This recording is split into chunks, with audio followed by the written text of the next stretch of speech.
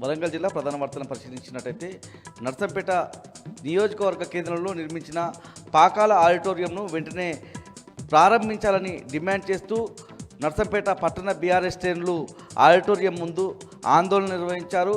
BRS హయాంలో 5 కోట్లతో నిర్మించినటువంటి పాకాల ఆడిటోరియం పూర్తి చేసి వెంటనే ప్రారంభించాలని ఎమ్మెల్యే దొంతి మాధవరెడ్డి ఆ పనుల పట్ల పూర్తిగా నిర్లక్ష్యంగా వహిస్తున్నారని చెప్పి అక్కడ ఉన్నటువంటి బీఆర్ఎస్ శ్రేణులు వ్యాఖ్యానించారు. హన్మకొండ జిల్లా ప్రధాన వార్తలను పరిశీలించినట్టయితే హన్మకొండ నగరానికి చెందిన ఆటో డ్రైవర్ మేకల రమేష్ కూతురు శ్రీహర్షిని వైద్య విద్యలో పీజీ రేడియాలజీ విభాగంలో సీటు సాధించిన నేపథ్యంలో హన్మకొండ జిల్లా బీఆర్ఎస్ పార్టీ కార్యాలయంలో హన్మకొండ జిల్లా బీఆర్ఎస్ అధ్యక్షుడు ప్రభుత్వ మాజీ చీఫ్ విప్ దాసే వినయ్ భాస్కర్ హర్షిని సన్మానించారు. తెలంగాణలో వైద్య విద్యకు బీఆర్ఎస్ హయాంలో కేసీఆర్ పెద్దపీట వేశారని సందర్భంగా దాసే వినయ్ భాస్కర్ గుర్తు చేశారు.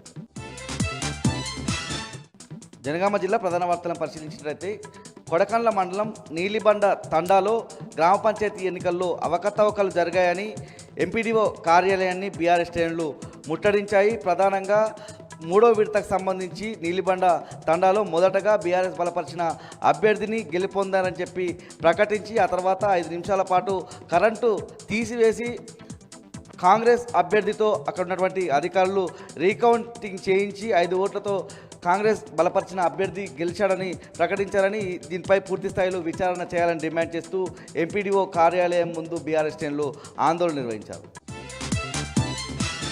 జనగామ జిల్లా నుంచి మరో ప్రధాన వార్త పరిశీలించినట్టయితే దేవరుపుల మండల బీఆర్ఎస్ పార్టీ కార్యాలయంలో జిల్లా నాయకుడు పల్లా సుందర్రామరెడ్డి మీడియా సమావేశం నిర్వహించారు. దేవరుపుల మండలంలో నిన్న జరిగినటువంటి గ్రామ పంచాయతీ ఎన్నికల్లో బీఆర్ఎస్ పైచేయి సాధించిందని అత్యధిక స్థానాల్లో బీఆర్ఎస్ గెలుపొందినటువంటి అంశాన్ని ఆయన చెప్పారు. ప్రజల గుండెల్లో కేసీఆర్ నిలిచిపోయారన్నటువంటి అంశాన్ని చెప్తూనే 6 గ్యారంటీలను 420 హామీలను ఇచ్చినటువంటి కాంగ్రెస్ పార్టీ పూర్తిగా ప్రజలను మోసం చేసిందని దానికి నిదర్శనంగానే నిన్నటి తీర్పు కనిపించిందని ఆయన చెప్పారు. ఎమ్మెల్యే యశస్విని రెడ్డి ఇప్పటికైనా గ్రామాల్లో తిరిగి గ్రామాలను అభివృద్ధి పదంలో నడిపించాలన్నటువంటి సూచన కూడా చేశారు.